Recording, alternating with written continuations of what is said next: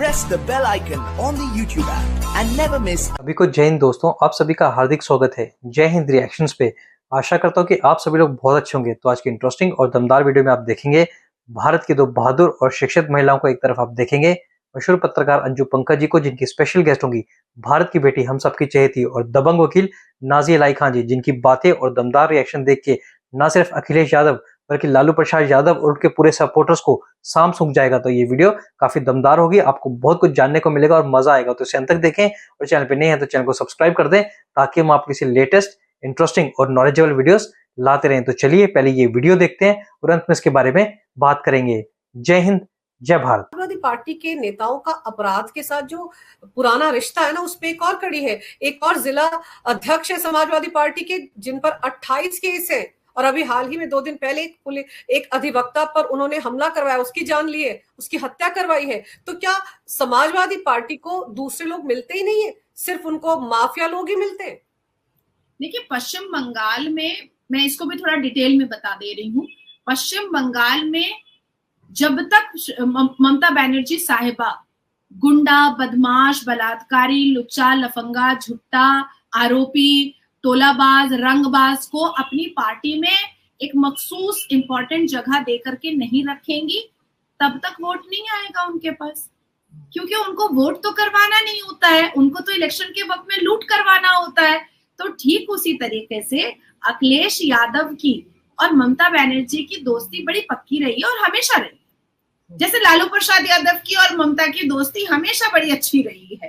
तो आप लालू प्रसाद के जमाने में चले जाइए, आप बिहार में यही होता था, कंधे पे बेटियां उठाई जाती थी, बंदूक की नली रख करके डॉक्टर से को अगवा करके उससे फिरौती मांगी जाती थी, है ना। लालू प्रसाद की जो बेटी डॉक्टर बनी है, उसका डॉक्टरी में एडमिशन ही हुआ है, वहां के डीन के पिशानी पर, मत्थे पर बंदूक की नली रख करके कि भैया 2 एडमिशन। जी आपको बता दूं, वो इकलौती ऐसी डॉक्टर है जिसका ना तो अपना क्लिनिक है, ना किसी अस्पताल में वो डॉक्टरी कर रही है, वो राजनीति कर रही है। मतलब डॉक्टरी से उसका कोई लेना देना नहीं है। इसी से पता चलता है कि उसने डॉक्टरी की क्या पढ़ाई की होगी। नहीं, तब फिर मुझे थोड़ा सा ऐड करना पड़ेगा, तब फिर मैं दोबारा अखिलेश पर आती हूँ, मुझे थोड़ा सा ऐड करना पड़ेगा। बिहार में आप पटना आ जाइए, पूरा बिहार तो छोड़ ही दीजिए, तब तो फिर मतलब हम खत्म हो जाएंगे रिसर्च करते करते। आप सिर्फ पटना आ जाइए। पटना के अंदर जो मेरा रिसर्च है, जिस पर मेरे पटना हाईकोर्ट में केसेस चल रहे हैं, मैं आपको 107 हॉस्पिटल का नंबर, एड्रेस दे देती हूँ, ठीक है, जिसमें जो हॉस्पिटल का मालिक है वो प्रोफेसर भी है मेडिकल कॉलेज में, अपना चैम्बर भी चला रहा है, अपना क्लिनिक भी चला रहा है, और एक्चुअली में उसकी डिग्री नकली है। कई ऐसी लेडी डॉक्टर है जो एक्चुअली में, जिसके पास डिग्री डेंटिस्ट का है, पर वो अपना नाम लिखती है डॉक्टर डैश डैश।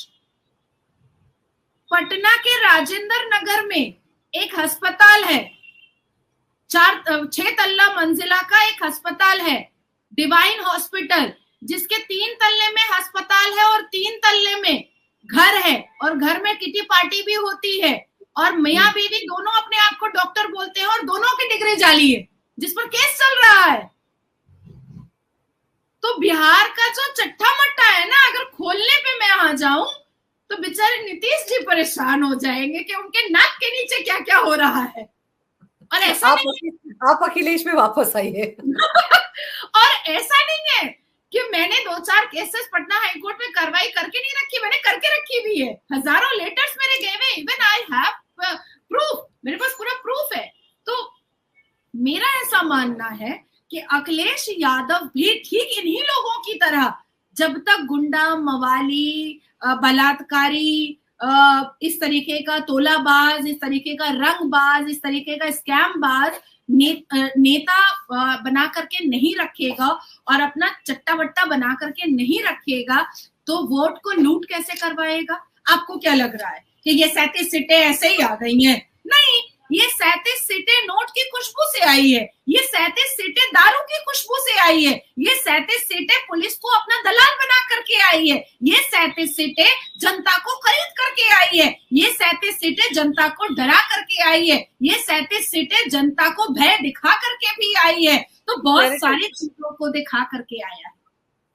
पर नाजिया जी, अभी जिस तरह से एक तो योगी आदित्यनाथ अयोध्या वाली घटना से बहुत आहत हैं, और दूसरे ये जो हुड़दंगबाजी लखनऊ में हुई, उसके बाद जो उनके तेवर हैं, जिस तरह से उन्होंने पूरे के पूरे थाने को, गोमती नगर पुलिस स्टेशन को ही एक तरह से बंद कर दिया, जिसे कहते सबकी ट्रांसफर कर दिए, निलंबित कर दिया, तो आपको लगता है कि एक स्ट्रॉन्ग मैसेज चला गया है, बहुत स्ट्रॉन्ग मैसेज अपराधियों के बीच में कि योगी बाबा किसी को बख्शने के मूड में नहीं है, बल्कि और ज्यादा सख्त कार्रवाई कर सकते हैं। अब तो मुझे लगता है पुलिस डिपार्टमेंट में भी सबके कान खड़े हो गए होंगे, सबके होश उड़ी गए होंगे। गोमती नगर थाने में जिस तरह से डीएसपी से लेकर 3 सिपाही तक निलंबित हो गए, बाकियों की ट्रांसफर कर दी गई आला अधिकारियों की।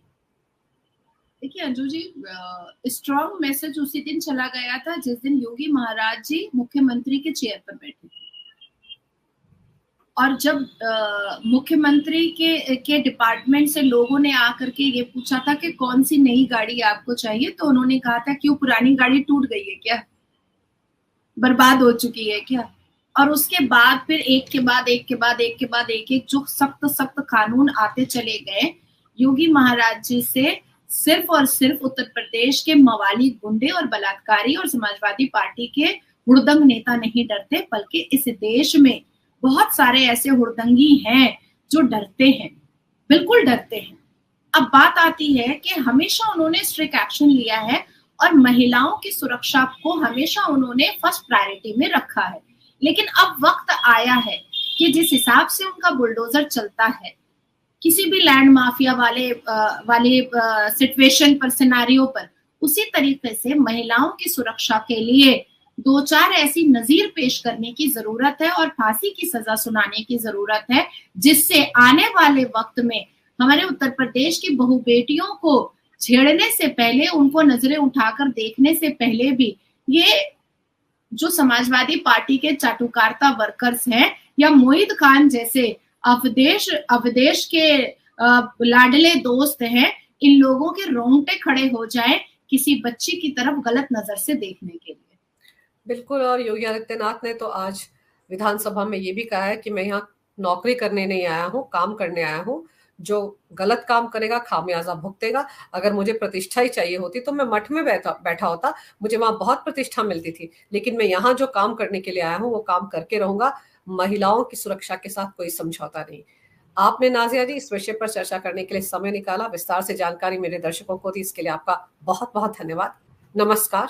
भारत माता की जय हो। वंदे मातरम और जय श्री राम। जय जय श्री राम। और मैं ये लेटर आपके लिए लेकर के बैठी हुई हूँ, देखिए पटना का ही है। जिन जालीदार डॉक्टरों को मैं चुन करके नापने वाली हूँ दुकान जल्दी बंद करने वाली, उन सबके नाम इस लिस्ट पर हम चर्चा करें अपने नेक्स्ट प्रोग्राम में। पर आज आपने समय निकाला, बहुत बहुत धन्यवाद। Thank you so much.